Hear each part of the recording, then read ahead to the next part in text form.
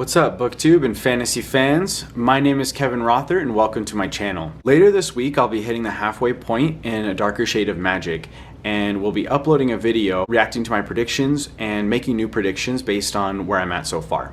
Check out the first video by clicking the card. This video is part 2 of my review on the first book in the Witcher series, titled The Last Wish. In this video I'll be talking about 5 things that I hate about The Last Wish. In the first video, I talked about 5 things that I loved. If you want to watch that video, you can check it out by clicking the card. I'm assuming if you made it to part 2 that you probably already know what The Witcher's about. But just in case you don't, The Witcher is about a man named Geralt who is a witcher. And a witcher is just someone who's hired to kill monsters. Alright, the first thing that I hate is the structure. And now I already mentioned the structure in the video about what I loved, but I'm mentioning it again because there were some issues that I had with it. The biggest one was that the timeline was extremely difficult to follow, and I found myself during every scene trying to figure out, when did this happen? Did this happen before the previous scene? Did it happen after? What is the timeline for these events? And often it made it a little bit difficult for me to stay in the stories at the very, very beginning. Number 2 is the cover. So let's take a look at this beauty. You might be saying, Kevin, this is a pretty cool cover. Yeah, you know what? I'd agree. And that's my problem with it. When I bought this book, I looked at the cover and I said, wow, this book looks sick. I thought that The Witcher was going to be either like fighting a dragon, dragon slaying, like doing something with a dragon. Guess how many dragons there are in this book? 0. Not a single dragon in this book. I'm honestly not even sure if they mentioned dragons in this book. It has been a little bit. I've read numbers 1 and 2 and they kind of get a little bit mixed up. But in this first book there are no dragons. And that's actually one of my pet peeves. If I see a cover, I'm getting excited for that scene, specifically that scene. And I want to read that scene. And if you don't give me that scene, I'm angry. Number 3 is an unpopular opinion alert. Dandelion.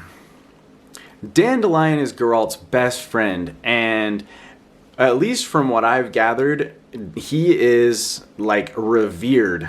A lot of fans love Dandelion, and I didn't love him in this book. In fact, I didn't really like him.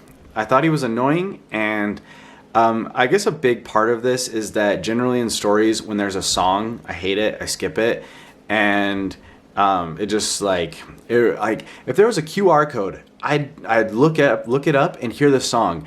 I would totally listen to it, but the moment I've got to read a song, I don't have the melody, I don't have the rhythm, I don't have the tune, which I realize that the melody and the tune is the same thing, but I don't care right now. I just don't like it. And so I didn't like that one of the main characters in the story was this singer, and and his songs were in it. It bugs me. That's one of the things that I dislike about fantasy very often. In fact, that was one of my turnoffs when I was reading The Lord of the Rings. Like, I think Tom Bombadil maybe sing. Anyway, that's a different story. But yeah, so Dandelion, I didn't like him. Sorry. Number 4 is the Kaelth story. And if you haven't read the story, it's not a big deal. I'll explain what I didn't like either way. This scene is basically taking place at I want to say dinner table, but that's kind of, for lack of a better word, I mean it's like in a palace, so like palace dinner table. It's this big dinner party where a bunch of suitors have come to marry the princess. And like, I don't know, it sounds fine enough, but oh my gosh, there were too many characters, weird names that I couldn't pronounce, and honestly, I didn't understand, like I didn't care about any of those characters, and anytime they would talk, I would skip over it. I literally read only the part between Geralt and the Queen until like something actually happened, and there was so much dialogue between the suitors, and there was a like a magician, a wizard. I can't remember the term that they give for male for male, I think it's wizard, but there were just so many characters that were saying random things that I didn't know why I cared, and so I don't know, I just didn't like that part. It was pretty boring until the cool thing happened, and then it was pretty cool. How's that for spoiler free? Number 5 is Yenifer. I just did not feel like her character was very well developed.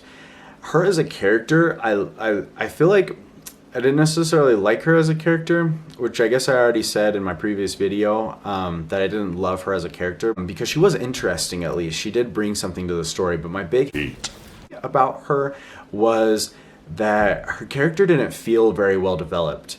And this might be another unpopular opinion, I'm not sure, but I just felt like we knew facts about her, but we didn't really know her.